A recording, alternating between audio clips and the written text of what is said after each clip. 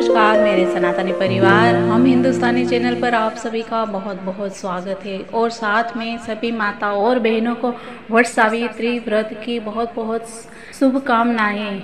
मित्रों, आज के दिन इसकी कथा जो है वो सुनना बहुत ही ज़रूरी होता है। तो आइए देर न करते हुए जानते हैं हम वट सावित्री व्रत की कथा। ज्येष्ठ पूर्णिमा के दिन वट सावित्री व्रत किया जाता है।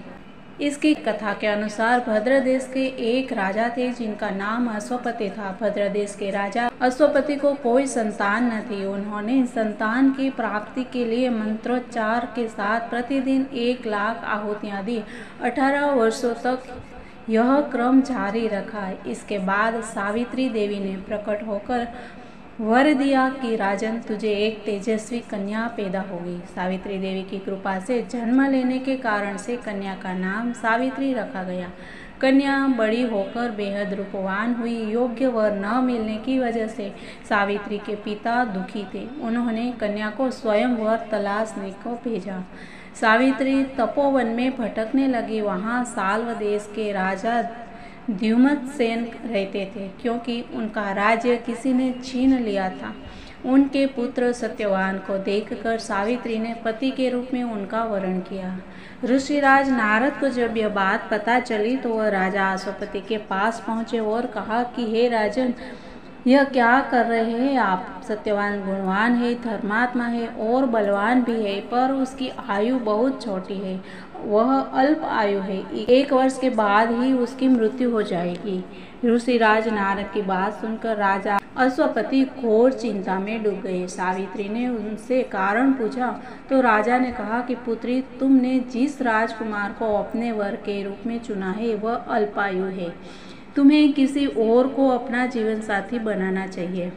इस पर सावित्री ने कहा कि पिताजी, आर्य कन्याएं अपने पति का एक बार ही वरण करती है, राजा एक बार ही आज्ञा देता है और पंडित एक बार ही प्रतिज्ञा करते हैं और कन्यादान भी एक ही बार किया जाता है। सावित्री हट करने लगी और बोली, मैं सत्यवान से ही विवाह करूंगी। राजा अश्वपति ने सावित्री का विवाह सत्यवान से कर दिया।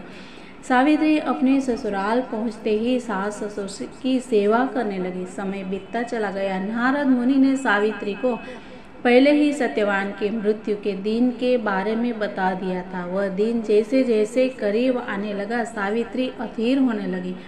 उन्होंने 3 दिन पहले से ही उपवास शुरू कर दिया। नारद मुनि द्वारा कथित निश्चित तिथि पर पितरों का पूजन किया। हर दिन की तरह सत्यवान उस दिन भी लकड़ी काटने जंगल चले गए। साथ में सावित्री भी गई। जंगल में पहुंचकर सत्यवान लकड़ी काटने के लिए एक पेड़ पर चढ़ गए।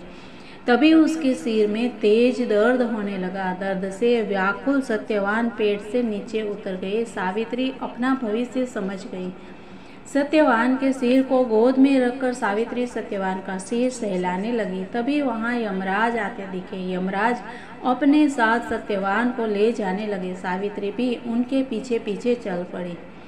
यमराज ने सावित्री को समझाने की कोशिश की कि वह यही विधि विधान है, लेकिन सावित्री नहीं मानी। सावित्री की निष्ठा और पतिपरायणता को देखकर यमराज ने सावित्री से कहा कि हे देवी, तुम धन्य हो, तुम मुझसे कोई भी वरदान मांगो।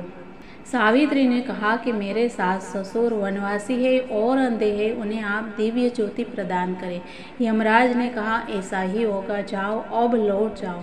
लेकिन सावित्री अपने पति सत्यवान के पीछे पीछे चलती रही। यमराज ने कहा, देवी तुम वापस जाओ। सावित्री ने कहा, भगवान, मुझे अपने पति देव के पीछे पीछे चलने में कोई परेशानी नहीं है। पति के पीछे चलना मेरा कर्तव्य है। यह सुनकर उन्होंने फिर से उसे एक और वर मांगने के लिए कहा। सावित्री बोली, हमारे ससुर का राज्य छीन गया है, उसे पुनः वापस दिला दे। यमराज ने सावित्री को यह वरदान भी दे दिया और कहा, अब तुम लौट जाओ। लेकिन सावित्री पीछे पीछे चलती रही। यमराज ने सावित्री को तीसरा वरदान मांगने को कहा। इस पर सावित्री ने 100 संतान और सौभाग्य का वरदान मांगा। यमराज ने इसका वरदान भी सावित्री को दे दिया। सावित्री ने यमराज से कहा कि प्रभु, मैं एक पतिव्रता पत्नी हूँ और आपने मुझे पुत्रवती होने का आशीर्वाद दिया है। यह सुनकर यमराज को सत्यवान के प्राण छोड़ने पड़े। यमराज अंतर्ध्यान हो गए और सावित्री उसी वट वृक्ष के पास आ गई जहाँ उसके पति का मृत शरीर पड़ा था। सत्यवान जीवंत हो गया और दोनों खुशी खुशी अपने राज्य की ओर चल पड़े। दोनों जब घर पहुँचे तो देखा कि माता पिता को दिव्य ज्योति प्राप्त हो गई है। इस प्रकार सावित्री सत्यवान चिरकाल तक राज्य सुख भोगते रहे। अतः पतिव्रता सावित्री के अनुरूप ही प्रथम अपने सास ससुर का उचित पूजन करने के साथ ही अन्य विधियों को प्रारंभ करें। वट सावित्री व्रत करने और इस कथा को सुनने से उपवासक के वैवाहिक जीवन या जीवन साथी की आयु पर किसी भी प्रकार का कोई संकट आ भी नहीं सकता है और आया है तो टल जाता है। तो ऐसी उत्तम कामनाओं के साथ सभी बहनों की सौभाग्य की प्रार्थना के साथ सबको जय हिंद, वंदे मातरम, भारत माता की जय।